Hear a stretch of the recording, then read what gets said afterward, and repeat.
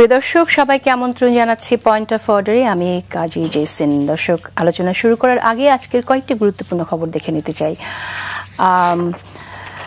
স্বরাষ্ট্র উপদেষ্টা একটি মন্তব্য দিয়ে শুরু করছি। তিনি বলেছেন, সবসময় চুনো পুঁটি ধরি, রুই কাতলা ধরা পড়ে না। আজ সচিবালয়ে আইন শৃঙ্খলা সম্পর্কিত উপদেষ্টা কমিটির বৈঠকে তিনি এই কথাটি বলেছেন। দুঃখজনক হচ্ছে, এটা নিশ্চয়ই দুঃখজনক যে রুই কাতলা ধরা পড়ে না, কিন্তু আসলে রুই কাতলা ধরাটাই গুরুত্বপূর্ণ এবং সেই দায়িত্বটা নিশ্চয়ই সরকারের উপর বর্তায় এবং স্বরাষ্ট্র উপদেষ্টাকেই সেই কাজটা করতে হবে। চুনোপুঁটি ধরে আমরা অনেক ধরছি, সেই কথাটি বলে খুব একটা প্রশংসার তারা পাবেন না, উপদেষ্টা পাবেন না, এটা বলাই বাহুল্য।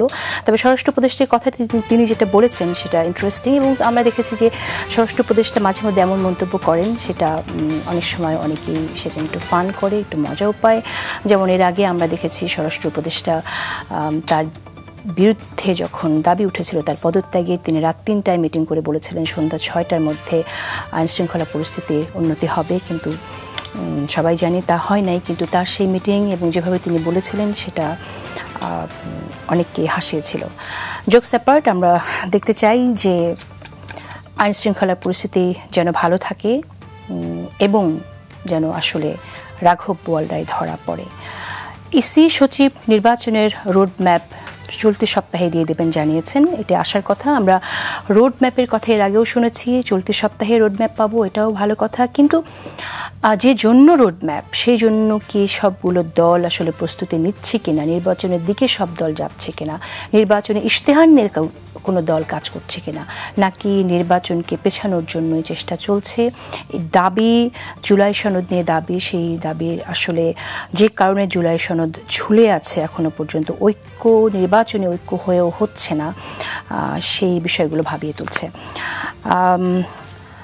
18 জন পুলিশ কর্মকর্তাকে সাময়িকভাবে বরখাস্ত করা হয়েছে কর্মস্থলে অনুপস্থিত থাকায়, এবং এই তালিকায় ডিবি হারুনের নামও আছে। সাময়িক বরখাস্ত করা হয়েছে। আসলে এই উদ্যোগটি আরও আগে হলে সেটা ভালো হতো, প্রশংসনীয় হতো। অনেক বেশি সময় লেগে গেছে বলে আমার কাছে মনে হচ্ছে। আমরা এটা নিয়ে কথা বলবো। নোট অফ ডিসেন্ট নিয়ে যত জটিলতা তা পুনর্বিবেচনা করবে বিএনপি, এটা আসলে অনেকেই এই আশাবাদটা রাখছেন, অনেকেই কথা বলছেন এবং আমরা অনেককে বলতেও শুনছি, কিছু ইনফরমেশনের ভিত্তিতেও বলতে শুনছি, কিছু অ্যাসাম্পশনও আমরা দেখছি যে হয়তো নোট অফ ডিসেন্ট নিয়ে জটিলতা কমবে, কিছু নোট অফ ডিসেন্ট হয়তো উইথড্র হতে পারে জুলাই সনদকে এগিয়ে নিতে। আজকের আলোচনা শুরু করতে চাই আমি।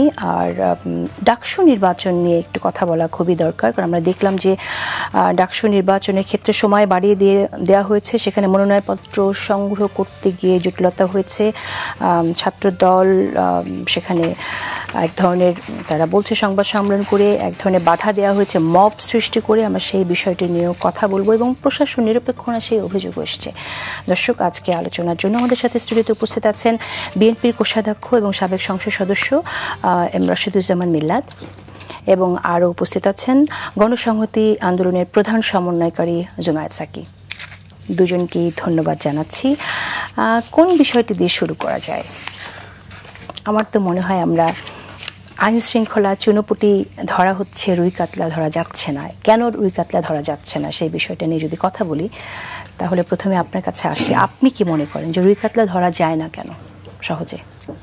যদি খুব ছোট করে বলা হয় বা এক কথায় যদি বলা যায় আর কি, তাহলে রুই কাতলা ধরা যাচ্ছে না এই জন্য যে রুই কাতলাদের সঙ্গে বর্তমান সরকারের মদদ রয়েছে।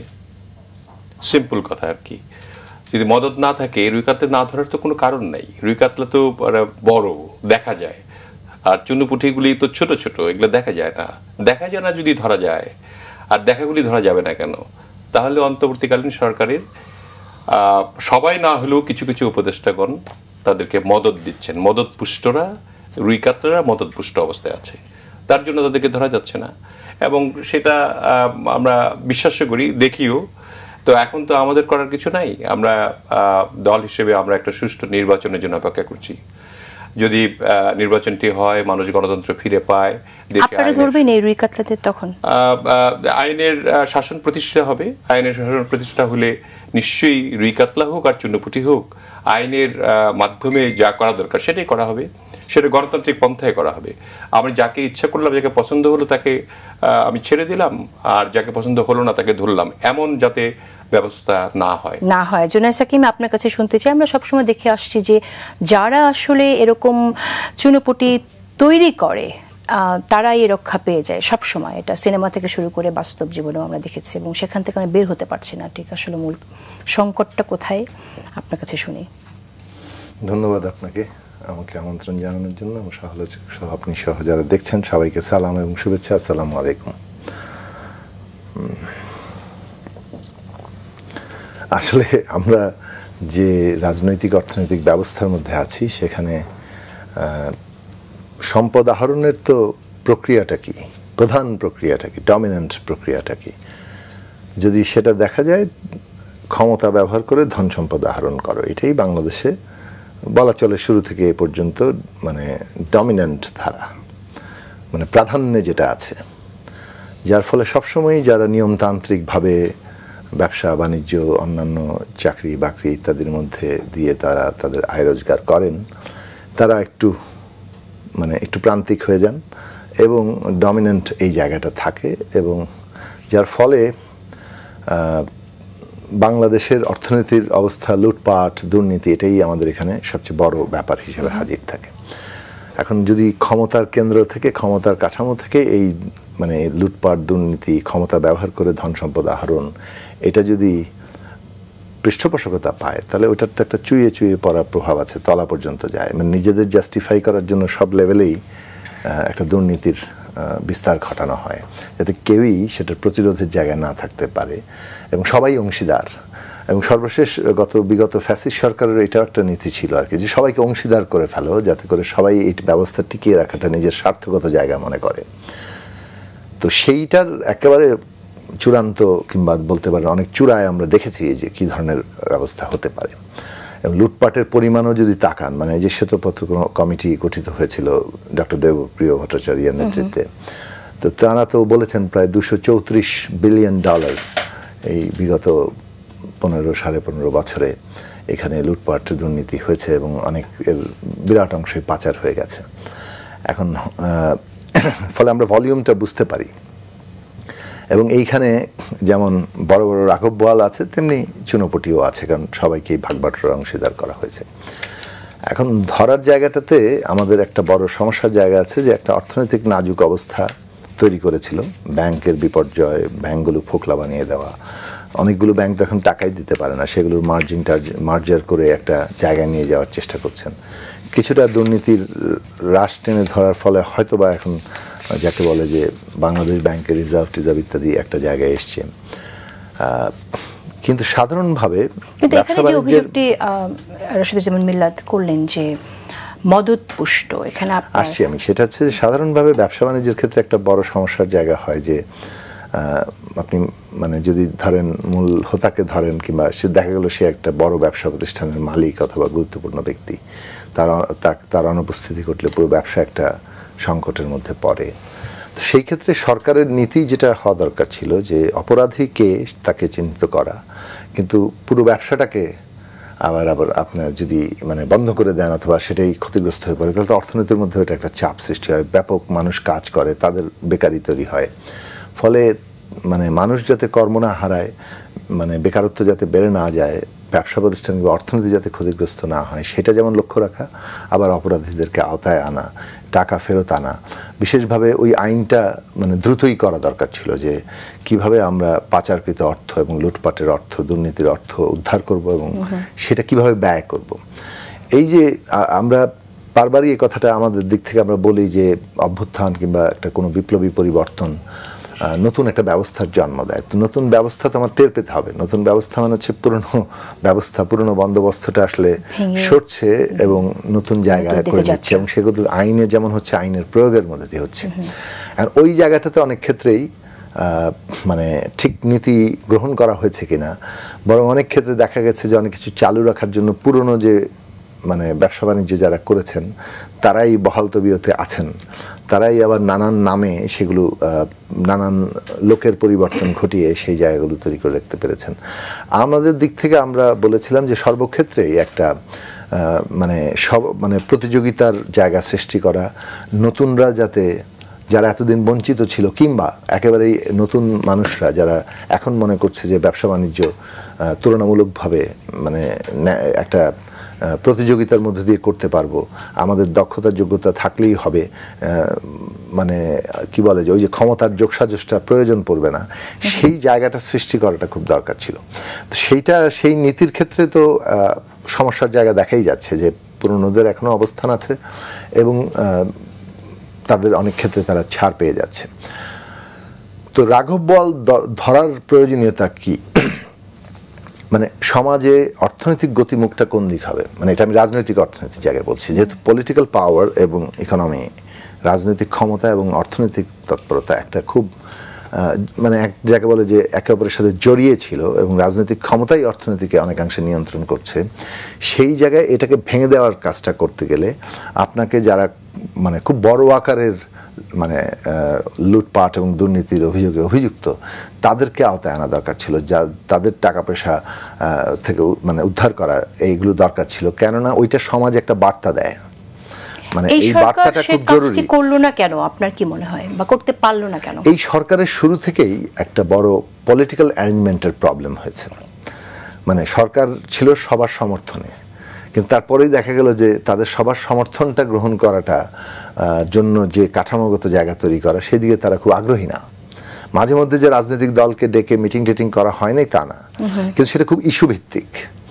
আমরা বলবো যে হ্যাঁ, রাজনৈতিক দলের প্রস্তাব অনুযায়ী অনেকগুলো কাজ তারা করেছেন, বিশেষভাবে সংস্কার প্রক্রিয়া, যে জায়গাটা কমিশন গঠন প্রস্তাব সব অংশগ্রহণ। কিন্তু ধরেন আপনি যখন একটা রাষ্ট্রের কাঠামো আছে, সেখানে প্রত্যেকটা প্রতিষ্ঠান আছে, এবং প্রতিষ্ঠানগুলোর মধ্যে কিছু পুনর্গঠনের প্রয়োজনীয়তা দেখা দিয়েছে। মানে কোনো কোনো প্রতিষ্ঠান, তো ধরেন পুলিশের কথা আপনি বললেন, এখন পুলিশ দিয়ে শুরু করলেন, 18 জন যারা একটা নির্দিষ্ট সময় দেওয়া হয়েছিল তার মধ্যে কর্মস্থলে যোগ দেয় নাই, তার মানে তো বোঝা যাচ্ছে যে তারা নিজেরাই জানে যে তারা কত বড় অপরাধ করেছে। সো তাদের ব্যাপারে সিদ্ধান্ত নিতে 1 বছর পার করে দিতে হচ্ছে। এইটা তো মানে খুব মানে এটা গ্রহণযোগ্য না কোনোভাবে। এখন প্রশ্নটা হচ্ছে যে একটা অন্তর্বর্তী সরকার যারা মূলত প্রধানত আপনার ব্যক্তি, মানে সিভিল সোসাইটির বিভিন্ন অংশের বিভিন্ন সংগঠন হয়তো তারা করছেন, কিন্তু ব্যক্তি হিসেবে তাদের কোনো রাজনৈতিক দলের প্রতিনিধি। হ্যাঁ, শিক্ষার্থীদের মানে ওই যে বৈষম্য বিরোধী আন্দোলনে 3 জন ছিলেন, তারা এখন রাজনৈতিক দল করেন, ওদের বাদ দিলে বাকি সকলে কিন্তু ব্যক্তি। তাহলে তাদের তো জোরটা কোথায়? তারা যে একটা এনফোর্স করবেন, তাদের জোর জায়গাটা কোথায়? তাদের জোরের জায়গা ছিল এই আন্দোলনকারী রাজনৈতিক মানে শক্তি, শিক্ষার্থী, শ্রেণী পেশার সব সংগঠন। তাদের মানে সমর্থনের জোরেই কিন্তু তারা একটা যে কোনো মানে কঠোর ডিসিশন এবং সেটা প্রয়োগ করা, বাস্তবায়ন করা, সেটার জায়গায় যেতে পারতেন। ফলে রাজনৈতিক দলের সমর্থনের জন্য আমরা বলেছিলাম যে ন্যাশনাল পলিটিক্যাল কাউন্সিল করেন। তাতে যেটা হতো যে প্রতিটি ডিসিশন নেওয়ার ক্ষেত্রে এই গভর্নমেন্ট অনেক বেশি রাজনৈতিক দলের সমর্থনের জায়গায় দাঁড়িয়ে থাকতো এবং সেটার মধ্য দিয়ে তাদের বাধা যেগুলো আসতো সেটাকে খুব তারা মোকাবেলা করতে পারতেন। কিন্তু আমরা দেখলাম যে সেটা না করার ফলে ধীরে ধীরে যে প্রতিষ্ঠানগুলো, হ্যাঁ, আমলাতন্ত্র, পুলিশ প্রশাসন, বিভিন্ন কাউন্সিলের কথা বলছেন, আমরা তো জাতীয় ঐক্যমত কমিশনকেই মানুষকে বলতে শুনছি জাতীয় অনৈক্য কমিশন, এগুলো বলা হচ্ছে। কিন্তু আমার মনে হয় যে জাতীয় ঐকমত্য কমিশনকে আমরা আমাদের দিক থেকে আমাদের উপলব্ধি হচ্ছে তারা যে কাজ করেছেন সেটা বাংলাদেশে অভূতপূর্ব। এই যে এতগুলো রাজনৈতিক দলকে নিয়ে এই রকম রাষ্ট্রের মৌলিক পরিবর্তনের প্রশ্ন আলোচনা, এটা এবং তার মধ্যে যতটুকু ঐক্য প্রতিষ্ঠিত হয়েছে, নোট অফ ডিসেন্ট আছে, সেটা নিয়ে পরে আলাপ করবো, কিন্তু যতটুকু ঐক্য প্রতিষ্ঠিত হয়েছে সেটার একটা অবস্থা। কিন্তু এটা একটা পার্ট, এটা তো ভবিষ্যতে আমরা সংবিধান বদলাবো, রাষ্ট্র বদলাবো, কিন্তু বিদ্যমানের মধ্যে একদম খুব সংক্ষেপে যদি বলেন যে আপনি তো বিএনপির সাথে যুগপৎ আন্দোলনে ছিলেন, এখনো আপনারা বিভিন্ন সময় কথা বলছেন, আমরা একসাথে যুগপৎ আন্দোলন করেছেন, হ্যাঁ, একসাথে যুগপৎ আন্দোলন করেছেন, ঠিক আছে, বড় পার্টি দিয়ে সম্মান করছেন। সেই জায়গা থেকে আমি একটু জানতে চাই যে এই পরিবর্তনটা, কাঙ্ক্ষিত পরিবর্তনটা বিএনপি যদি ক্ষমতায় যায় তাহলে আপনারা আশা করেন কিনা যেটা সম্ভব, যে রাজনীতির ক্ষমতা দিয়ে অর্থনীতিকে যাতে করাপশনে আনা না থেকে মুক্ত করার যে প্রত্যাশা, সেটা আসলে এক লাইনে বলতে বলেছেন, এক অথবা 2 লাইনে বলবো। প্রথমত, অভ্যুত্থান যে আশা, স্বপ্ন, আকাঙ্ক্ষা তৈরি করেছে, এবং এটা যে প্রেক্ষাপটের মধ্যে হয়েছে, অর্থাৎ একটা রাষ্ট্র ব্যবস্থা যখন আর ন্যায় বিচার দিতে পারে না এবং জনগণকে ঐক্যবদ্ধ রাখতে পারে না, বেশিরভাগ মানুষকে রাষ্ট্রের কাঠামোর বাইরে ছুড়ে ফেলে দেয়, এইটা আর নিজেকে ভায়াবল রাখতে পারেনি। মানে অর্থাৎ এটা ইনএফেক্টিভ, এটা মানে নন ফাংশনাল জায়গায় চলে যাচ্ছিল, এটা একটা দমন পীড়নের একটা যন্ত্র হয়ে গেছিল। এই রাষ্ট্র ব্যবস্থা এই কারণে ধসে পড়েছে জনগণের অভ্যুত্থানের মধ্যে দিয়ে। ফলে পুরনো ব্যবস্থা আর চলবে না। এটা আমি বলি যে পুরনো ব্যবস্থা আর চলবে না যদি কেউ এই পুরনো ব্যবস্থার অপরিহার্য পরিবর্তন না ঘটায়, তাহলে তারা আসলে এই দেখেন কিনা আমরা আশা করি যে এই বাস্তবতার উপলব্ধি প্রতিটি রাজনৈতিক দলের থাকবে। বড় দল হিসেবে বিএনপির সেখানে উপলব্ধি আরো বেশি করতে হবে। দেখেন কিনা এর মধ্যে মানে হ্যাঁ না দুটোই আছে। একটা হচ্ছে যে তারা কাঠামোগত পরিবর্তনের ক্ষেত্রে যতদূর পর্যন্ত ঐক্যের জায়গায় এসছে সেই সব প্রশ্নগুলোকে অবশ্যই গুরুত্ব দিয়ে বিবেচনা করতে হবে। কারণ বিএনপির মতো রাজনৈতিক দল যারা প্রথাগত ট্র্যাডিশনাল কাঠামোর মধ্যে কিন্তু ছিল এবং তারা তিনবার ক্ষমতায় ছিল, সেইখানে আপনার তারা যে পরিবর্তনগুলোর জায়গায় এসছে এটা যেমন একটা ইতিবাচকতা আছে। অন্যদিকে যেভাবে আমরা দেখছি যে পুরনো রাজনৈতিক অর্থনৈতিক বন্দোবস্ত, মানে ওই যে পেট্রন ক্লায়েন্ট রিলেশনশিপ, ওই যে নিয়োগ বদলি পদোন্নতিতে মানে টাকার বিনিময় এবং ওই কাঠামোর উপরে দাঁড়িয়ে থাকা, বখরাজীবিতার উপরে বিশাল একটা মানে জনগোষ্ঠী থাকা এবং তার সাথে সংগঠন রাজনীতি অতপ্রতভাবে জড়িত থাকা, এগুলোর কাঠামোগত বদল করা তাদের সামনে বড় চ্যালেঞ্জ। এটা না করতে পারলে পুরনো ব্যবস্থার মানে চাপের মধ্যে তারা থাকবে। প্রথাগত রাজনীতি করে এসেছে, এটা সনাতন রাজনীতি বাংলাদেশে যেভাবে হয়ে এসেছে, যেটা জুনায়েদ সাকি বললেন, এখন নতুন বাংলাদেশের জন্য, নতুন বাংলাদেশ বিনির্মাণের জন্য এবং অভ্যুত্থানের মধ্যে যে আকাঙ্ক্ষা ছিল, সেই আকাঙ্ক্ষাকে ধারণ করে সামনে এগিয়ে যাওয়ার জন্য বিএনপির মধ্যে যে পরিবর্তনটা দরকার, সেই পরিবর্তন আসলে কতটুকু হয়েছে? আচ্ছা, তার আগে আমি একটু বলে নিই আর কি, ওনার সঙ্গে একটু আগে অনেকগুলি কথা বলেছেন, মিলিয়ে আমি কথার উত্তর দিচ্ছি। আইন শৃঙ্খলার ব্যাপারে যেটা আছে, আইন শৃঙ্খলা কিছুটা ভালো হয়েছে আর কি আগের চেয়ে। আমি প্রথমে অন্তর্বর্তীকালীন সরকারের স্বরাষ্ট্রমন্ত্রী যাই বলুক না কেন, ছোট পুঠিয়ার রুই মাছ যাই বলুক না কেন, আইন শৃঙ্খলা আগের চেয়ে একটু ভালো হয়েছে। এবং ওই যে উনি যে বললেন যে পিপিআর এর একটা সংশোধন দরকার ছিল, এই টোটাল অর্থনীতিটা যে একেবারে দুমড়ে মুচড়ে থুবড়ে পড়লো, এটাকে না করতে পারতেন ওনারা যে প্রথমে যদি পিপিআরটাকে সংশোধন করতেন, যে 17 বছর যে মানুষগুলি কাজ করতে পারেনি, যে ব্যবসায়িক প্রতিষ্ঠানগুলি একেবারেই নির্যাতিত ছিল, সেগুলিকে একটু প্রাধান্য দেওয়ার জন্য এবং কাজগুলি চলমান থাকার জন্য, বাংলাদেশ রান করার জন্য প্রত্যেকটা ক্ষেত্রে, সেগুলি পিপিআরটা একটু চেঞ্জ করা দরকার ছিল আগেই, প্রথমেই। আমি বলবো যে এটা অনভিজ্ঞতার জন্য হয়েছে, কারণ অভিজ্ঞ উপদেষ্টা মানে দেশ চালানোর অভিজ্ঞতা নিয়ে কিন্তু এখানে উপদেষ্টা নাই কেউ। একজন দুইজন এরকম, একজন সেক্রেটারি ছিলেন হয়তো, আর একজন জানে। কিন্তু দেশ চালানোর ক্ষেত্রে যে আপনার অনেকগুলি পরিবর্তন এই গণঅভ্যুত্থানের পরে দরকার ছিল, সেগুলি নিয়ে তারা কোনো ভাবনা ভাবেনি। তারা চিন্তা করছে প্রথমে এই যে এনসিপি একটা নতুন দল হলো, সেই দলকে কিভাবে একটু প্রতিষ্ঠিত করা যায়, যেহেতু ফ্যাসিস্ট সরকার চলে গেছে। আমি বলবো যে এটা একটা ভালো উদ্যোগী ছিল যে ভালো একটা দল দাঁড়াক, সেটা সেই না দাঁড়িয়ে সেটাকে সেই এনসিপির পোলাপনরা, ছেলেপেলেরা, আমি বলবো যে ছোট ভাইরা, তারা খুব মেচিউর রোল প্লে করতে পারলো না করাতে এই শেষের দিকে এসে 1 বছর 6 মাস 8 মাস পরে গিয়ে এমন অবস্থাটা হজবরল হলো যে এখন উপদেষ্টাগণ যারা মদত দিচ্ছিলেন যে নতুন একটা সংগঠন করার জন্য, দল করার জন্য এনসিপি, সেটার উপরেও আস্থা হয়তো হারিয়ে ফেলেছে। এই দিক থেকে দেখতে গিয়ে এই পিপিআর সংশোধন করে নাই। প্লাস উনি যে কথাটা বললেন সাকিব ভাই, এটা 100% ট্রু, যে আগের যে ফ্যাসিস্ট সরকার আমলের যে কাজকর্মগুলি ছিল, হঠাৎ করে পালানোর ফলে সে কাজকর্ম বন্ধ হয়নি, তো মানে কাজকর্ম তো চলমান ছিল, স্থগিত হয়ে গেছিল। যারা করতো তারা তো নাই, পালিয়ে গেছে। এবং সেই পালানোর মানুষগুলি না থাকলেও কাজগুলি চলমান রয়েছে এবং এর যে বেনিফিট, সেগুলি কিন্তু তারা পাচ্ছে। আপনি শুনে আশ্চর্য হবেন, এবং আপনারও জানা আছে কিনা আমি জানি না, যে আমরা শুনেছিলাম প্রথমেই যে ক্যাপাসিটি চার্জ অফ ইলেকট্রিসিটি যে জেনারেশনের যে ক্যাপাসিটি চার্জটা নিয়ে আমরা অনেকেই কথা বলেছি, হাজার হাজার কোটি টাকা পাচার হয়েছে। অর্থাৎ ক্যাপাসিটি চার্জ যেখানে দেওয়ার কথা আপনার ধরেন 5 ঘন্টার জন্য, সেটা বন্ধে রেখে সারাদিনের জন্য হিসাব করে দিয়েছে। এরকম লক্ষ লক্ষ কোটি টাকা পাচার করেছে, ভাগাভাগি হয়েছে আর কি। এখন এটাকে বন্ধ করার জন্য আমরা কিন্তু প্রথম দিকে সবাই টকশোতে এসে ওনারা বলেছে, আমরা বলেছি, এমনকি অন্যান্য আরো দলগুলি বলেছে আর কি। কিন্তু গতকালকেও আমি শুনলাম যে প্রতি মাসে এখনো ক্যাপাসিটি চার্জগুলি দেওয়া হচ্ছে। কারা পাচ্ছে? তাহলে ওই আপনার পতিত সরকারের যারা মদতপুষ্ট লোকজনগুলি ছিল তারাই পাচ্ছে এগুলি, তাদেরই তো সেই বিষয়গুলি। আরো আশ্চর্য হবেন যে এগুলি একটু চুলচেরা বিশ্লেষণ করলে আমরা চাই না যে দেশে একটা সুষ্ঠু যে ধারা এটা বিনষ্ট হোক, এই জন্য আমরা কিছু বলি না বড় দল হিসেবে। আমরা অনেক সহ্য করে আছি, কিন্তু আমরা ধৈর্য ধারণ করছি। আমরা জনগণের স্বার্থে সুষ্ঠু একটি নির্বাচন চাই।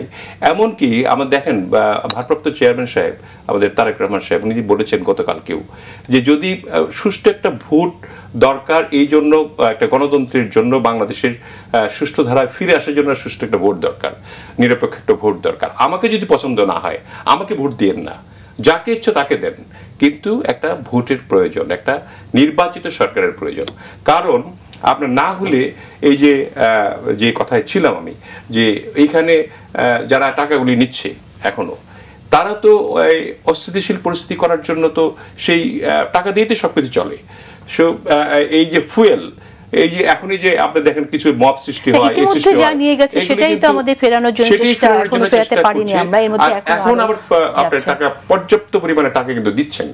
এই আপনি যদি হিসাব করেন গত অর্থ বছর থেকে এ পর্যন্ত 1 বছরে কত টাকা তাদেরকে পেমেন্ট করেছেন, এই সকল পেমেন্টগুলির সব ফেসিস সরকারের কাছে গিয়েছে এবং ওই আমলের লোকদের কাছে, এবং তারা এই টাকাগুলি ব্যয় করছে যাতে আগামী দিনে সুষ্ঠু একটি নির্বাচন না হতে পারে।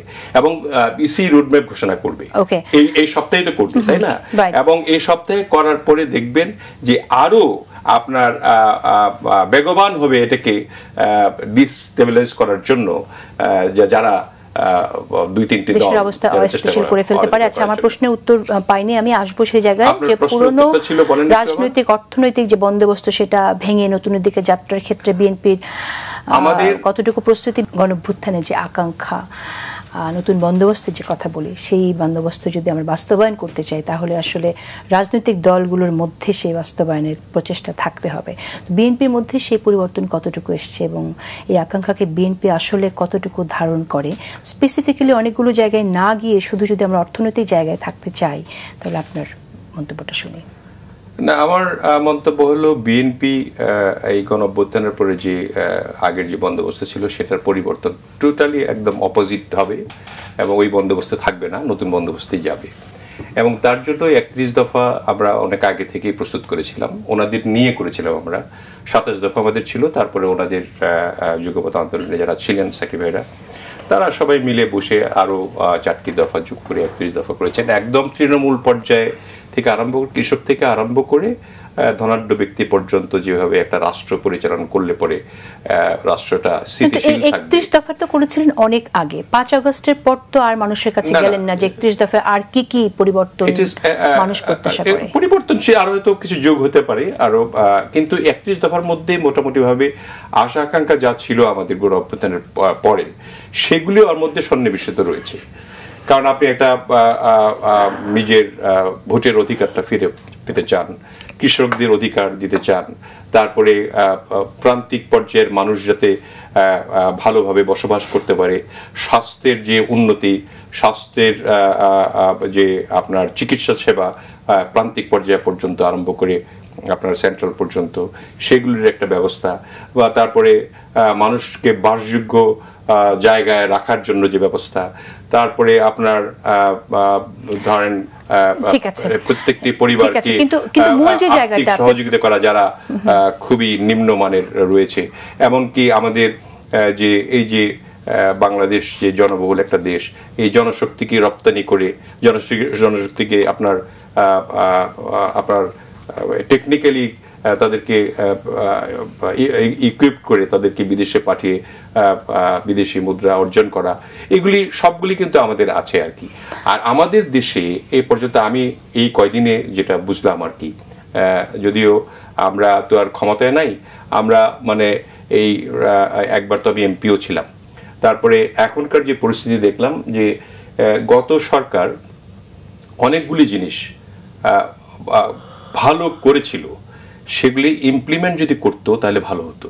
ইমপ্লিমেন্ট না করে তারা এই শুধু লুটপাটের জন্য সেগুলিকে বন্ধ রেখেছে। যেমন আমাদের যে খনিজ সম্পদ রয়েছে, আমাদের একটা বেল্টে, আমি একটা রিপোর্ট দেখলাম আর কি, একটা বেল্টে এই যে আমাদের রংপুর, দিনাজপুর এবং জয়পুরহাট, এই বেল্টটাতে যে পরিমাণ কয়লা এবং পাথর রয়েছে, সেগুলি উত্তোলন করলে 30 বছর আর আপনার আমদানি করতে হবে না কয়লার পাথর। সেগুলি কিন্তু রিপোর্টগুলি সবগুলি করা ছিল, কিন্তু কোনো একটা কারণে সেগুলি করা হয়নি, যেহেতু এই লুটপাটটা বন্ধ হবে আর কি। যদি আপনার নিজস্ব সেগুলো নিয়ে বিএনপি প্রোগ্রাম থাকতে পারতো, বিএনপি দাবি থাকতে পারতো, সাধারণ মানুষকে বিএনপি আর দাবি ইনভলভ করে বিএনপি আপনার দাবি করার কি, আপনি তো দেখেছেন আর কি 15 বছরের অবস্থা।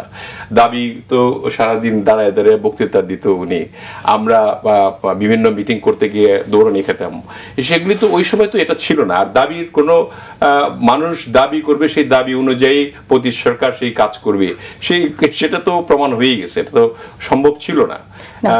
পরের কথা যেটা পরের কথাগুলি এখন আছে, এই সময়ে যেগুলি আছে এই দাবিগুলি এই সরকারের কাছে আমরা তো আশা করেছিলাম যে অন্তর্বর্তীকালীন সরকার একটা অর্থনৈতিক অবস্থা যে আছে সেগুলিকে ফিরিয়ে আনা একটু কষ্ট, যেহেতু মানে ব্যাংকগুলি খালি হয়ে গেছে, তারপরে আপনার রিজার্ভ প্রায় $12 বিলিয়ন মতো ছিল, এখন যাই হোক রিজার্ভটা বেড়ে অন্তপক্ষে $30 বিলিয়ন মতো হয়েছে। যদিও মনে হয় শুনে একটু খুশি লাগে, কিন্তু আমরা যারা ব্যবসা করি তারা কিন্তু আমরা বুঝি, যেহেতু আমদানি নাই, আমদানি করতে পারছেন না, আপনি ক্যাপিটাল মেশিনারি আনতে পারছেন না, এই জন্য তো আসলে এটা বাড়বেই, কারণ আপনার তো খরচ হচ্ছে না কোনো টাকা, এই জন্য বাড়ছে। এটা খুশি হওয়ার কিন্তু খুব বেশি কিছু নাই।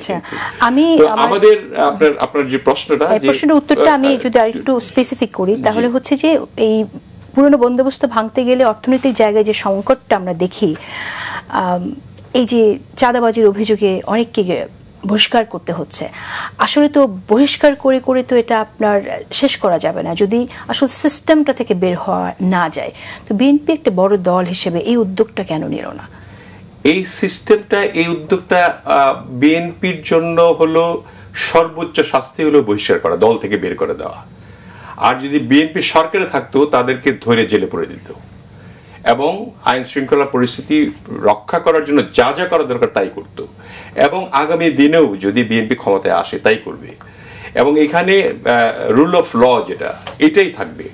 এবং এখানে এখন তো আমরা বহিষ্কার বেশি কিছু করতে পারছি না, কারণ আমাদের তো এর চেয়ে ক্ষমতা বেশি নাই, সর্বোচ্চ ক্ষমতাটাই হলো দল থেকে বের করে দেওয়া, বহিষ্কার করে দেওয়া। কিন্তু বিষয়গুলো এরকম হয়ে যায় যে যখন মানুষ জানে তখন বহিষ্কার করা হয়, কেন এমনটা হয় না যে বিএনপি নিজ থেকেই তার দলের কোনো নেতাকর্মী গিয়ে যেখানে চাঁদাবাজি হচ্ছে সেটাকে স্টপ করার জন্য? সেগুলি হয়েছে, আপনারা হয়তো নোটিস করেননি।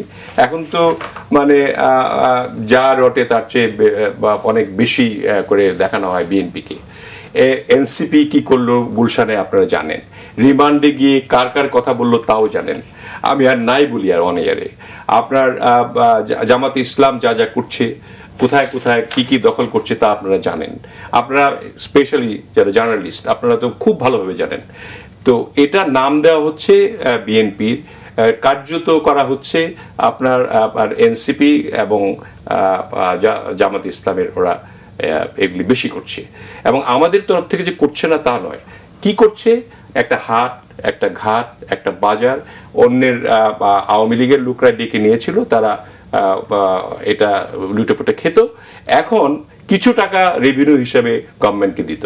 এখন সেই তারা পালিয়ে যাওয়ার পরে সেই রেভিনিউগুলি আদায় করার জন্য সেই লোকাল প্রশাসন এই দলকে ডেকে বিএনপি বা জামাত বা অন্যান্য ছোটখাটো দল যারা আছে তাদেরকে ডেকে বলছে যে এটা চালাতে হবে, এটা তো একটা ঠিকাদারি অথবা কন্ট্রাক্ট দিয়ে তো চালাতে হবে, গভর্নমেন্টের রেভিনিউ আয় করতে হলে।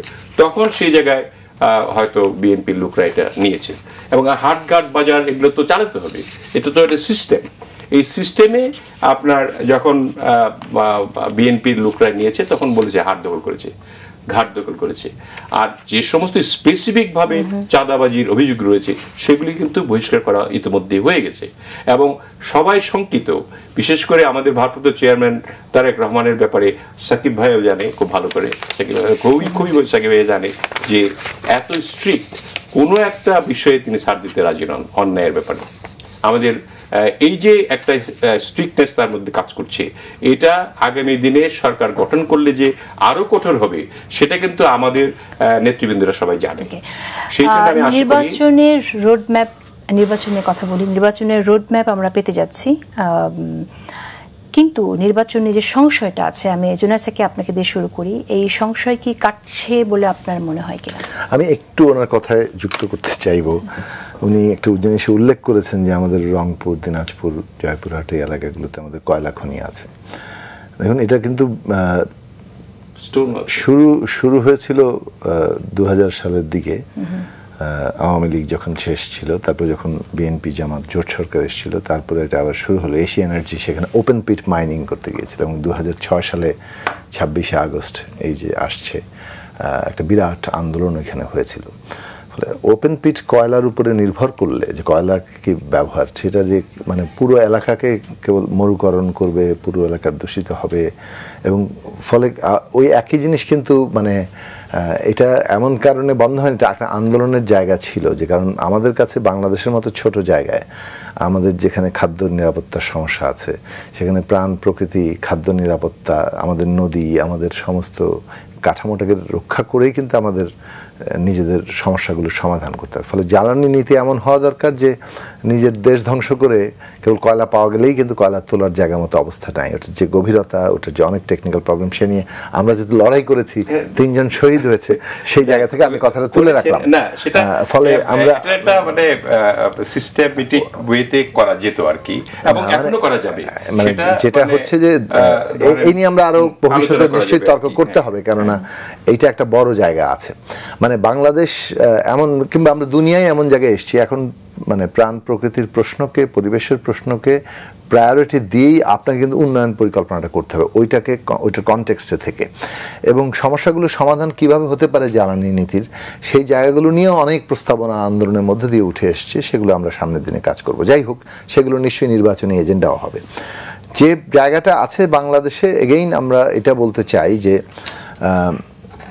মানে ধরুন আমাদের অর্থনীতির কাঠামো, এবং যেটা বললাম যে যেহেতু ক্ষমতা অর্থনীতির সাথে গভীরভাবে যুক্ত হয়েছে, সেই কাঠামোটা যেভাবে এখন আছে, সেটার মধ্যে প্রত্যেকটা প্রতিষ্ঠানও যে নিয়োগ, বদলি বা মানে পদোন্নতি, এগুলো পুরোটাই হচ্ছে টাকার লেনদেনের উপরে এবং ক্ষমতার সাথে যুক্ত। তারপরে ধরুন কাঠামোগতভাবে আমাদের যে ইনফর্মাল সেক্টর, পুরোটা একটা বখরাজীবী অর্থনীতির উপর দাঁড়িয়ে। পার্টি যদি এটার সাথে ঘনিষ্ঠভাবে যুক্ত থাকে, সমস্ত বিগ প্রজেক্টস যদি মেরিটের চাইতে পলিটিক্যাল পাওয়ার প্রধান হয়ে ওঠে, তাহলে আপনি উন্নতির ক্ষেত্রে এবং ব্যবসা বাণিজ্য অর্থনৈতিক কাঠামোর মধ্যে আপনি মানে সত্যিকার কোনো প্রতিযোগিতা তৈরি করতে পারছেন না। ফলে আপনি এমন একটা জায়গা তৈরি করছেন যেটা একটা সীমাবদ্ধ হবে, কারণ সব তো লুটপাটে ব্যস্ত হয়ে পড়বে।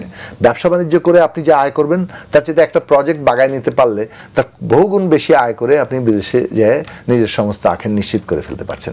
এই প্রবণতা যতক্ষণ কাজ করছে, ততক্ষণ পর্যন্ত আপনি অর্থনৈতিক ডিরেকশন বদলাতে পারবেন না, এবং রাজনৈতিক অবস্থাও ততক্ষণ আর বদলাবে না। আমরা যত ওই ক্ষমতার কাঠামো বদলাই, এখন নির্বাচনে তখন ফিরছি যে নির্বাচন নিয়ে আমাদের সংকটের জায়গাটা কি ছিল, উইনার্স টেক অল, আর যে হেরে গেল সে সব হারিয়ে ফেললো।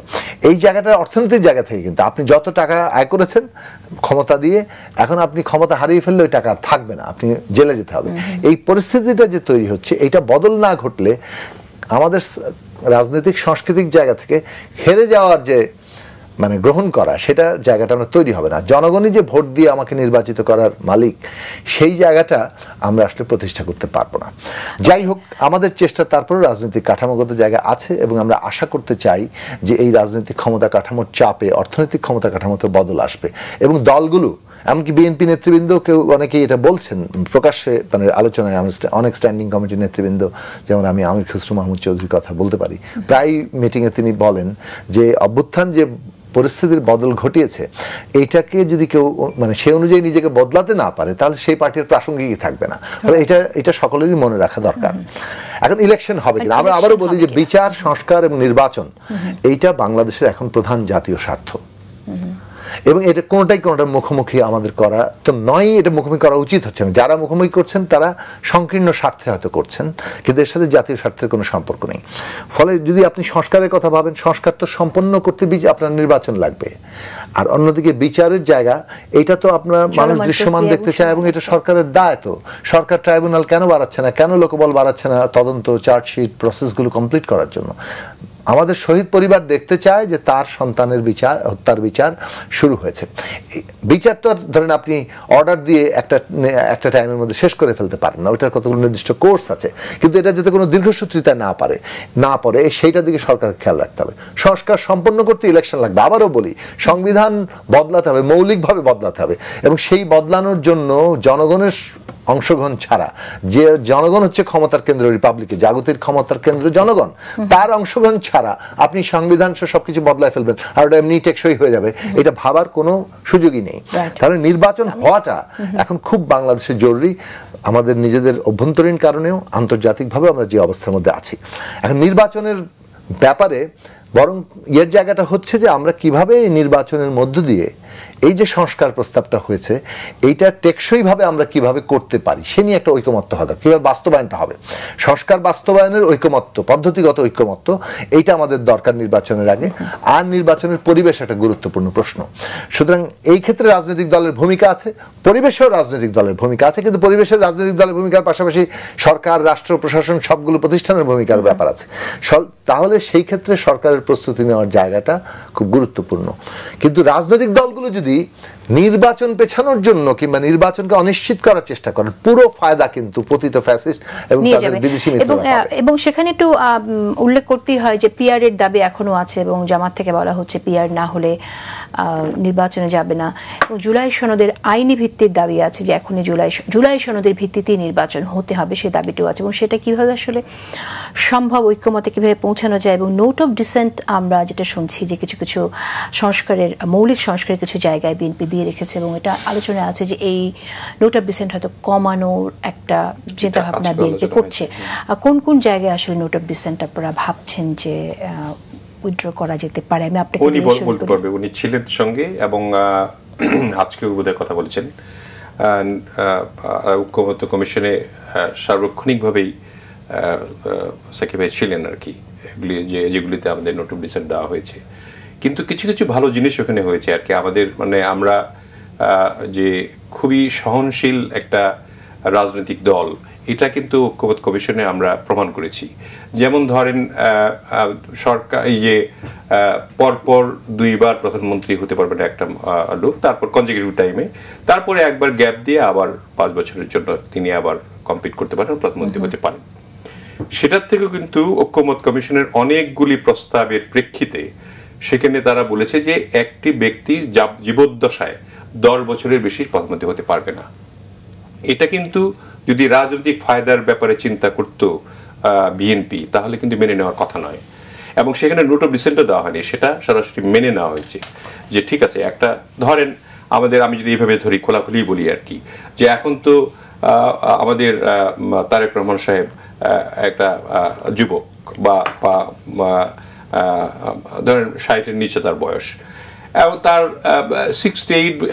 10 বছরে 68-এ যদি 10 বছর তিনি প্রধানমন্ত্রী হন ধরে নেন আর কি, যদি আমরা নির্বাচিত হন এই 10 বছরের জন্য, পরপর যদি 2বার হন আর কি, বা হইলে পরে 68 ইয়ার্স হবে, 68 ইয়ার্সে তিনি রিটায়ার করতেছেন, তিনি প্রধানমন্ত্রী চাচ্ছেন না। তো এটা এই ধরনের যে বড় বড় যে সারগুলি দেওয়া বিএনপির তরফ থেকে, এগুলি কিন্তু দেওয়া হয়েছে পিআর পদ্ধতি। আপনার আপার টায়ারে এই ছাড় দেওয়া তো আপনাদের জন্য ভালো হলো, রাইট? না, এটাও দেওয়া হয়েছে। তো সেগুলি কি জন্য করা হচ্ছে? যে ঐক্যের কোনো বিকল্প নাই, সবাই মিলে যে মতটা দিচ্ছে সেটাতে ঐক্যমত পোষণ করে একটা সনদ তৈরি করা। বা একটু শুনে নিই আমি জুনায়েদ সাকির কাছ থেকে যে নোট অফ ডিসেন্ট যেগুলো দেয়া আছে, যেটা অনেক সমালোচনা হচ্ছে, এবং আমরা এটা আসার কথা শুনছি যে বিএনপি পুনর্বিবেচনা করছে। কোন কোন জায়গায় আসলে বিএনপি পুনর্বিবেচনা করছে আপনার কাছে যদি কোনো তথ্য থাকে? না দেখুন, মানে এখানে সাংবিধানিক ইয়ার ক্ষেত্রে অনেকগুলো তো আসলে আগেই ঐকমত্যের জায়গা তৈরি হয়ে গেছে, মানে যেগুলো স্প্রেডশিটে দেওয়া হয়েছিল। তার মধ্যে যেগুলো নিয়ে দ্বিমত ছিল সেই সব প্রশ্নগুলি প্রধানত আলোচিত হয়েছে এবং সেইখানে কয়েকটা প্রশ্ন আছে, অন্তত 5 থেকে 6টি প্রশ্ন মিনিমাম, 8টি আমার মনে কিছুটা যদি আমরা ইয়ে করে ধরি, মানে ওই নোট অফ ডিসেন্টটা খুব মানে বড় মৌলিক ইয়া না, সেই জায়গা থেকে এরকম 7-8টি প্রশ্নে প্রায় ঐকমত্য সকলেরই আছে। আর বাকি প্রশ্নগুলোতে ধরেন কম বেশি নোট অফ ডিসেন্ট আছে।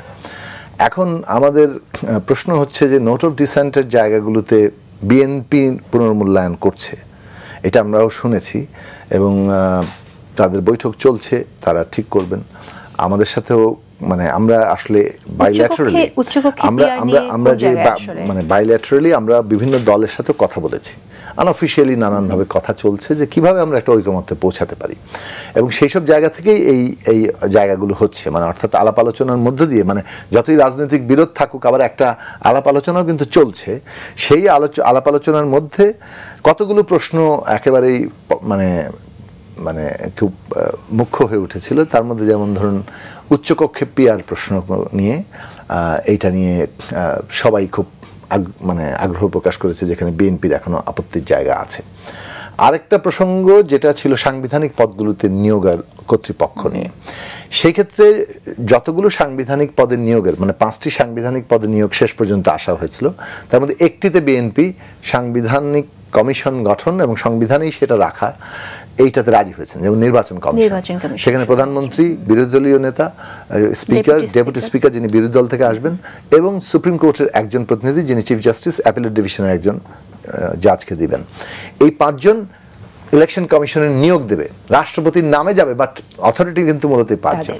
কিন্তু একইভাবে ধরুন ন্যায়পাল কিংবা পাবলিক সার্ভিস কমিশন, দুর্নীতি দমন কমিশন এবং অডিটর জেনারেলের পদ, মানে কন্ট্রোলার অ্যান্ড অডিটর জেনারেল পদ, হিসাব রাখা, রাষ্ট্রের হিসাব নিকাশ, এই 4টা নিয়োগের ক্ষেত্রে সাংবিধানিক মানে একটা সংবিধানে রেখেই সাংবিধানিক কমিশন গঠনের প্রস্তাব আছে, যেটা গৃহীত হয়েছে with note of dissent. BNP মনে করছে যেটা আইন করে করা উচিত, এটা সংবিধানে রাখার কোনো প্রয়োজন নাই, কারণ তাতে নির্বাহী বিভাগের ক্ষমতা কিংবা তার ফাংশনিং একেবারেই সংকুচিত হয়ে যায় ইত্যাদি। আর এই দুটো প্রশ্নে এবং নারী আসন নিয়ে আসলে এটা কোনো জায়গা হলো না। যে নারী আসনের বিষয়ে আমরা সবসময় বলেছিলাম যে এখানে একটা মানে সেটার সাথে কেবল বিএনপি না, সেটা বিরাট মানে সেখানে জামাত এবং অন্যান্য আরো অনেক রাজনৈতিক দল, তারাও একই অবস্থার মধ্যে। আমরা বলেছিলাম যে নারী আসন সংরক্ষিত থাকতে হবে এবং সেখানে সরাসরি নির্বাচন হতে পারে। সেই ক্ষেত্রে ধরুন সরাসরি নির্বাচনের জন্য একটা ছিল ঘূর্ণায়মান পদ্ধতি, যে আরো 100 আসন নতুন করে তৈরি করা, 400 আসনের মধ্যে থেকে সাইক্লিক অর্ডারে হবে। আরেকটা হচ্ছে যে 300ই থাকুক, আমি হচ্ছে একটা 300ই থাকুক, কিন্তু 100-র মধ্যে 100 করে আপনার 3 বারে হবে, 3টা নির্বাচনে ঘুরতে থাকবে। 100 আসনে প্রতি 100 আসনে একটা ডুয়াল রিপ্রেজেন্টেশন থাকবে। একটা সাধারণভাবে 100 আসনের নির্বাচন হবে, নারী পুরুষ সবাই করবে, কিন্তু আবার ওখানে স্পেসিফিক শুধুমাত্র নারীর জন্য সংরক্ষিত হবে। আমি শেষ করি এই প্রশ্নগুলো, কিন্তু শেষে যে জায়গাটা দাঁড়িয়েছে সেখানে কোনো, আমার মনে হয় আমরা লাস্ট প্রোগ্রামে ওইটা নিয়ে কথা বলেছিলাম, শেষে যে জায়গাটা এসে দাঁড়িয়েছে সেখানে কোনো পরিবর্তন আসার কোনো সম্ভাবনা আছে কিনা? কারণ আমরা দেখছি যে জাতীয় ঐকমত্য কমিশনের যে দলগুলো আছে নারীদের সরাসরি নির্বাচনের ব্যাপারে খুব একটা উচ্চবাচ্য কেউ করছে না, সেরকম যেন সবাই খুব খুশি হয়ে গেছে। তো এখানে আপনারা তো আছেন, আপনারা কি নারীদের দেখুন যেহেতু ব্যাপারটা হচ্ছে যে আমরা তো এখনো সরাসরি নির্বাচনের পক্ষে, কিন্তু সেই জায়গাটা যেটা আবারও বললাম যে এটা আসলে খুব বেশি যেহেতু মানে তুলনামূলক বড় রাজনৈতিক দলগুলো এবং একটা উল্লেখযোগ্য সংখ্যক তারা এই ব্যাপারে এই সরাসরি নির্বাচনটাকে গ্রহণ করেনি। তার ফলে আমাদের একটা বিকল্প প্রস্তাব নিয়ে কথা বলতে হচ্ছে। একটা হচ্ছে যে সংরক্ষিত 50 আসন থাকবে, কিন্তু যে 300 আসনের সাধারণ নির্বাচন হচ্ছে সেখানে নারী নমিনেশন বাধ্যতামূলক করা হবে। সেক্ষেত্রে আমরা বলেছিলাম যে এই নির্বাচনই মিনিমাম 15%, কিন্তু শেষ পর্যন্ত বিএনপি সেখানে এই নির্বাচনে 5%, 31 সালে 10%, প্রতি নির্বাচনে 5% করতে করতে করতে এটা 33% পর্যন্ত উঠলে তখন এই বাধ্যতার জায়গাটা মানে আর থাকবে না। তো সেই জায়গা থেকে আপনার একটা এই প্রস্তাবটা গ্রহণ করা হচ্ছে, কিন্তু সেখানেও নোট অফ ডিসেন্ট বরং আমাদের দিক থেকে আমরা মানে আংশিকভাবে দেওয়ার চেষ্টা করেছিলাম যে এইটা আমাদের, যেহেতু আমরা সরাসরি নির্বাচনের পক্ষে, তো সেখানে এখনো এই আলোচনা রিভিউড কতটা হবে সেটা আমরা সামনে আবার তোলার চেষ্টা করব। কিন্তু প্রশ্নটা হচ্ছে যে যেসব প্রশ্নে আরও কয়েকটা প্রশ্ন আছে, আমি সময় বাড়াতে চাচ্ছি না, আমি শুধু বলতে চাইছি যে নোট অফ ডিসেন্টের ক্ষেত্রে পদ্ধতিগত প্রশ্নটা কি উঠেছিল শুরুতেই একদম আর্টিকেল 70 এর ক্ষেত্রে। পদ্ধতিগত একটু শেষ করে, যে পদ্ধতিগত প্রশ্নটা ছিল যে যা কিছু ঐকমত্য হয়েছে সেটা সবাই বাস্তবায়ন করতে বাধ্য থাকবে। আমরা বলেছি এর একটা লিগ্যাল বাইন্ডিংও থাকতে পারে, একটা অর্ডিন্যান্সও হতে পারে, কিন্তু সংসদে এটা বাস্তবায়ন করা হবে মানে আগামী নির্বাচন, এবং সেই সংসদে আমরা সংবিধান সংস্কার পরিষদে মানে নির্বাচন চাই, সেটা আরেকটা প্রশ্ন। এইখানে যেগুলো নোট অফ ডিসেন্ট আছে, নির্বাচনে যাবে প্রত্যেক দল যারা নোট অফ ডিসেন্ট দিয়েছে তারা তাদের প্রস্তাব সহ হাজির করবে ইস্তেহারে। যার দল সংখ্যাগরিষ্ঠতা পাবে, অর্থাৎ 2/3 সংখ্যাগরিষ্ঠতা পাবে অথবা 2/3 জোট গঠন করতে পারবে, তারা তাদের নোট অফ ডিসেন্ট সহ বাস্তবায়ন করতে পারবে, মানে অর্থাৎ তাদের প্রস্তাবটা বাস্তবায়িত হবে। কাজেই এইখানে নোট অফ ডিসেন্টের মীমাংসা জনগণ করবে। ঐকমত্য তো ঐকমত্য হলেও তারপরেও সেখানেও জনগণের অংশগ্রহণ আছে। আর দুই হচ্ছে নোট অফ ডিসেন্ট যা আছে এটার মীমাংসা করবে জনগণ। সুতরাং এই পদ্ধতি ছাড়া অন্য কোনো বিকল্প পদ্ধতি নাই, জনগণই এই সবকিছুর ক্ষমতার কেন্দ্র, তারাই চূড়ান্ত মীমাংসা। ঠিক আছে, এখন আমি একটু আসলে অন্য প্রসঙ্গে একটু কথা বলতে চাই যে বিএনপি আসন ছাড়তে চায় না এরকম একটা আওয়াজ আছে, আবার অনেকে বলছে যে হ্যাঁ আসন ছাড়তে চায় কিন্তু খুব বেশি না। আসলে এই বিষয়গুলো মানে আমি একটু বুঝতে চাইছি যে আপনারা কি ভাবছেন এবং কাদের জন্য আসন ছাড়বেন, কোনো আলোচনা হয়েছে কিনা? ছাড়ার ব্যাপার এটা খুব গণতান্ত্রিক কথা নয়, একদমই না। আমি একেবারে মানে আসন ছাড়বে কি করে? আপনার তো একটা প্রার্থীকে জনগণ ভোট দিয়ে তারপরে আপনার তাকে জয়যুক্ত করে বা কেউ পরাজিত হয়, সেটা জনগণের ভোটে। হ্যাঁ, তো সেখানে তো দেখে এসেছি যে কোন দল ছেড়ে দেওয়া না, জোট যেমন আমাদের সঙ্গে যুগপৎ আন্দোলনে যারা ছিলেন তারা তো আমরা একটা জোটে আছি আর কি। ইতিমধ্যে আবার একটা সিদ্ধান্ত আমি হয়তো গৃহীত হয়েছে ইসি থেকে যে নির্বাচনে যদি সবাই ঐক্য করেও নির্বাচন করে, সেখানে যার যার সিম্বল যেটা আছে, মার্কা যেটা আছে, সেটা নিয়ে করতে হবে। কিন্তু আমরা আগে যখন জোট করতাম আর কি, যেমন জামাতের সঙ্গে জোট ছিল, সেখানে কিন্তু প্রতীক আমরা দিয়ে দিয়েছিলাম। প্রতীকটা ধানের শীষের প্রতীক তো আপনি বুঝেন আর কি, মানে একটা ক্রেজ ধানের শীষের জন্য একদম প্রান্তিক পর্যায় থেকে আরম্ভ করে সকল মানুষ মনে করে ধানের শীষ এটা শহীদ রাষ্ট্রপতি জিয়া রহমানের ধানের শীষ, আপনার মৌলানা ভাসানীর, এটার প্রতি একটা মানুষের অন্যরকম একটা ফিলিংস আছে যে ধানের শীষ বলে তারা ভোট দিবে। তো সেই ক্ষেত্রে আমরা হয়তো এরকম একটা হতে পারে ঐক্য জোট, আমাদের যুগপৎ আন্দোলনের সঙ্গে যারা ছিলেন তারা তো আমাদের শরীক, তারা এটার অংশীদার। এই 17 বছরের আন্দোলনের ফলে যে অভ্যুত্থানটা হলো, যারাই অগ্রভাগে থাক না কেন, কিন্তু আসলে তো 17 বছরের আন্দোলনের প্রেক্ষিত এটা আর কি। সেই প্রেক্ষিত যারা থাকলেন আমাদের সঙ্গে, তাদেরকে তো পার্লামেন্টের রিপ্রেজেন্টেশন থাকা দরকার, এটা আমরা মনে করি আর কি। এবং থাকলে পরে তার একটা পদ্ধতিগত দিক বের করতে হবে।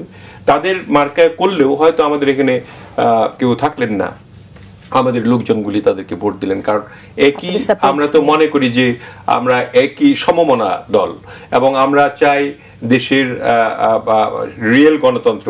এবং আমরা বিএনপি তো সিদ্ধান্ত নিয়েছে এমন ভাবে যে যদি আমরা 2/3 মেজরিটিও পাই আমাদের যুগপৎ আন্দোলনের যারা ছিলেন তাদেরকে নিয়ে, আমরা তারপরেও সকলকে নিয়ে মানে ঐক্যবদ্ধভাবে আমরা একটা সরকার গঠন করব, যে সরকারটা দেশ পরিচালনা করবে একটা আলোচনার ভিত্তিতে, যাতে করে কোন রকমের আর মানে এই ধরনের উস্কানিমূলক কোনো কিছু না থাকে কারো পক্ষ থেকে। এটা কিন্তু আমাদের সিদ্ধান্ত। সো সেই সিদ্ধান্ত মোতাবেক আপনার আমি আশা করি যদি একটা সুষ্ঠু নিরপেক্ষ অবাধ নির্বাচন হয়, তাহলে জনগণ আমাদেরকে ভোট দিবে ধানের শীষ মার্কা, এবং আমাদের যুগপৎ আন্দোলনে যে মার্কাগুলি আছে সেগুলি হয়তো তারা ভোট দিয়ে আমাদেরকে সরকার গঠন করার সহজে সহায়তা করবে, এবং সেখানে কোন রকমের আর ফেসিবাদের জন্ম হবে না। আর শেষ করে দিতে হবে, আমি ডাকসু নিয়ে কথা বলার আগে মহিলা এমপির কথা যেটা বলেছেন, উনি যেটা বলেছিলেন আর কি, 100 জন মহিলা এমপি এখনই ওনারা করতে বলেছিলেন, যেটা আমাদের ওনারা কিন্তু যুগপৎ আন্দোলন ছিলেন, তারপরেও কিন্তু এই ঐক্যমত কমিশনে গিয়ে কথাগুলি বলেছেন। দেখেন, একটা আসনে একটা প্রার্থী থাকে এমপির, হ্যাঁ, এখন 100 জন মহিলার জন্য, একটা ছেলে মানুষের জন্য নির্বাচন কিন্তু সকলের দ্বারে দ্বারে গিয়ে নির্বাচনটা করতে হবে। কিন্তু এটা কিন্তু এরকম গত 15 বছরের বা 4টা নির্বাচনের মতো না যে আমি সিল মারলাম, ভোট দিলাম, আমার গুন্ডা বাহিনী দিয়ে আমি ব্যালট বাক্সে ভর্তি করলাম এবং ডিক্লেয়ার করলাম আমি পাস করছি, এরকম তো না। এটা হবে সত্যিকার অর্থেই সকলের ভোট প্রদানের মাধ্যমে যে মানে নির্বাচিত হবে।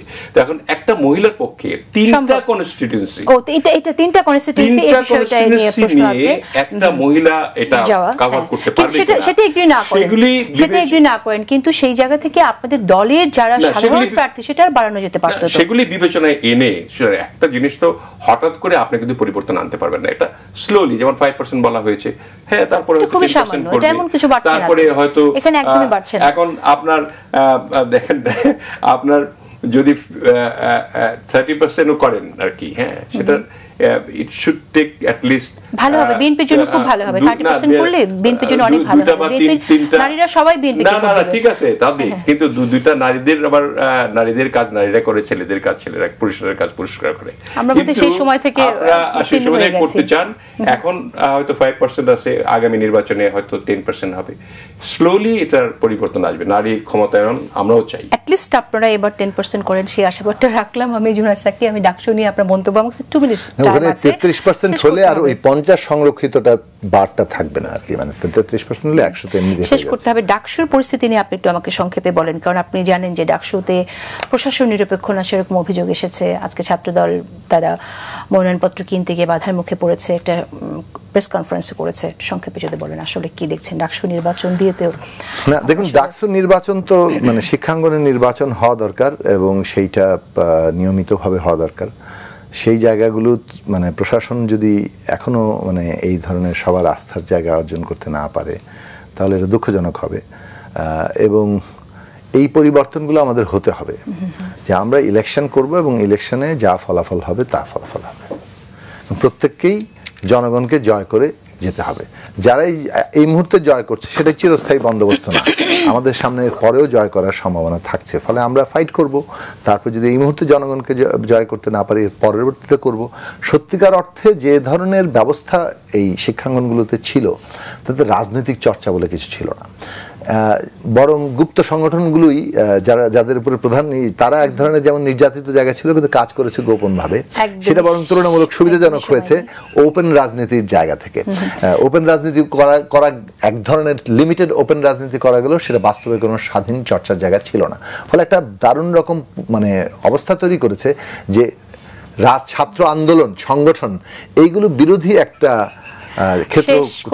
এইসব অনেকগুলো প্রসঙ্গ যুক্ত হয়েছে, কিন্তু তারপরও ডাকসু নির্বাচন হওয়াটা একটা ইতিবাচক পরিবর্তন ঘটাবে ভবিষ্যতে শিক্ষাঙ্গন পরিবেশ। আপনার মন্তব্য শুনতে চাই ডাকসু নির্বাচন নিয়ে। ডাকসু নির্বাচন নিয়ে মন্তব্য একটা মব সৃষ্টি করেছিল যে যাতে করে ছাত্রদলের ছেলেরা মনোনয়নপত্র না কিনতে পারে, এই ধরনের একটা মবের কথা শুনলাম আর কি। তো ফাইনালি 4টা পর্যন্ত সময় ছিল, তখন ছাত্রদলের ছেলেরা ফাইনালি তাদের মনোনয়নপত্র কি সংগ্রহ করতে পেরেছে এবং আমি আশা করি যে একটা সুষ্ঠু সুন্দরভাবে একটা ভোট হয়ে যাতে আমরাও সেই আশাবাদ রাখতে চাই। শেষ করে দিতে হচ্ছে, প্রিয় দর্শক, যাবার আগে একটি বিষয় একটু জানিতে রাখতে চাই আপনাদের। পয়েন্ট অফ অর্ডার কিছুদিন সম্প্রচারিত হবে না, একটি ব্যক্তিগত কারণেই আমি আসলে পারছি না, তবে আশা রাখছি প্ল্যাটফর্মে আবারও ফিরবো খুব শীঘ্রই। ধন্যবাদ সবাইকে।